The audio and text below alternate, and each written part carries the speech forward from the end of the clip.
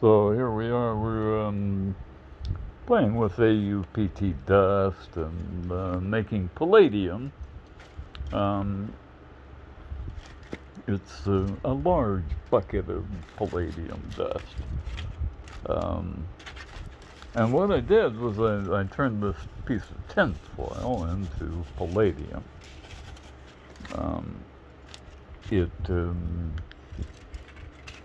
it had palladium inside of it, and I folded it up and torched it for a while, and you can see where I torched it.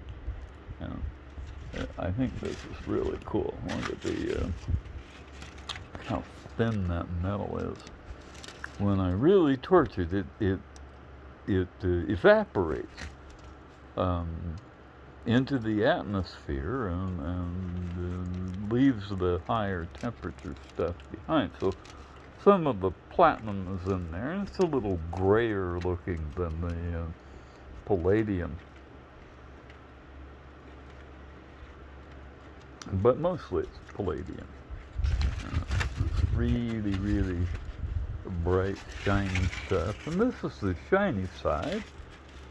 And this is the other side, you know, the kind of duller side in tinfoil. And it maintained the finish of the of the final product, more or less. It got a little thin there too. You know, I'm using a torch that's capable of melting sterling silver and probably 14 karat gold. Now I melted a bunch of the actual dust into the stuff right here. And I put the dust on and then just torch it, and it melts into the foil. You can watch it melt into the foil.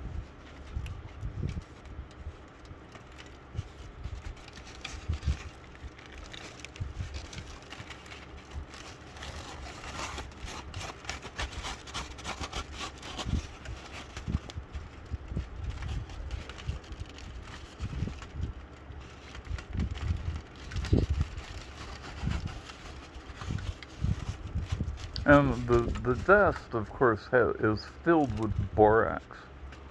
And it's the borax that we're melting, actually. And the aluminum.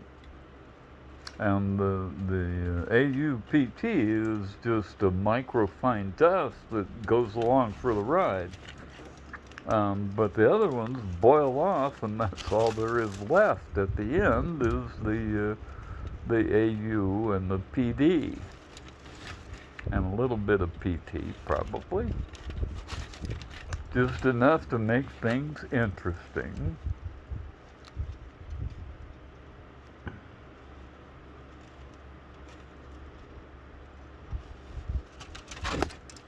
And so I now have a palladium tinfoil.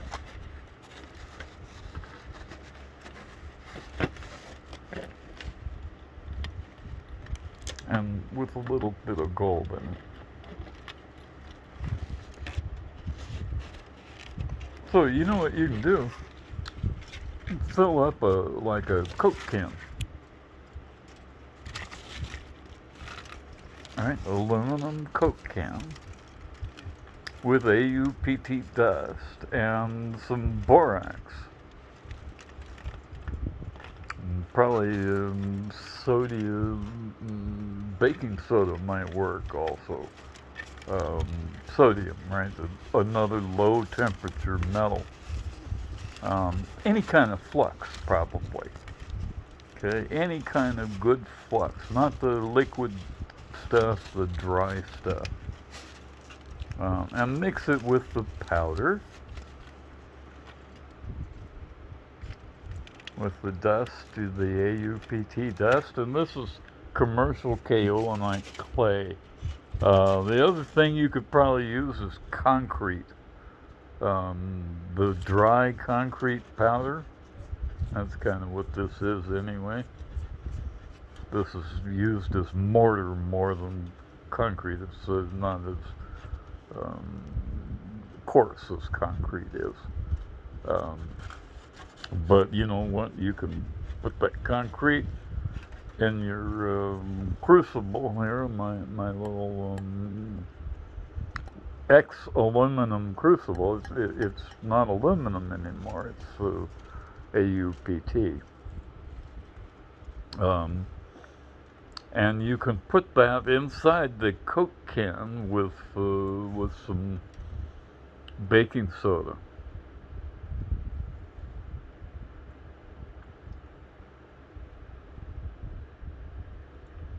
And hit it with a torch on the outside, and not a big expensive torch. You can do it with I'm using my cigarette lighter, or my pipe lighter actually.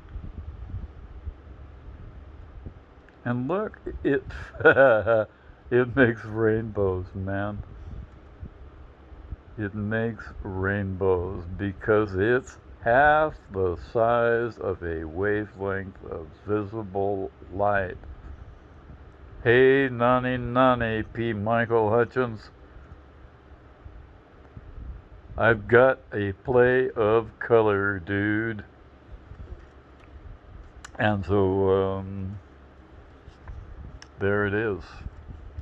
Platinum. Palladium. It's actually palladium, I think, that makes the stuff that's half the size of a wavelength of visible light, and that's what makes opal. And opal is light because it's not full of platinum, but it's full of palladium,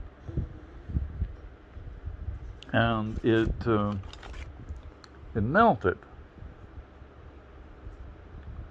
It melted in subsequent volcanic activity, right? These are found in fault lines because the stuff is volcanic ash, right? That's what it is, and it self-assembles into these nodes that are like almost a crystal, because the dust is AuPt, and it has a magnetic attraction to itself. The Au and the Pt create a north-south arrangement, and so when I blow this up, you'll see that the dust itself has cubic structure, and it self-assembles into this cubic structure without any assistance from me whatsoever. In fact, when I try to assist, it takes away from the order, and there it goes. It just goes back to doing what it does. And you know, the universe is exactly like this. When we try to force things, it kind of falls apart. When we let it go, it self-assembles into the most orderly system there is, all by itself.